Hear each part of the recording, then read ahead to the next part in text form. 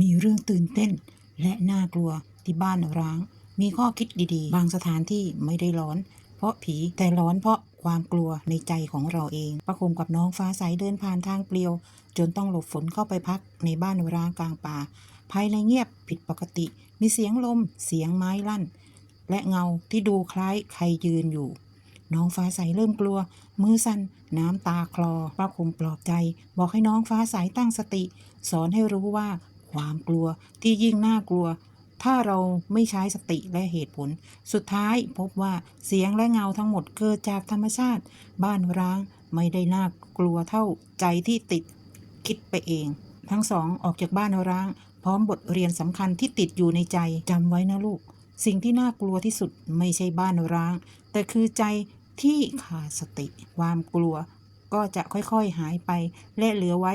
เพียงบทเรียนที่สอนใจเรา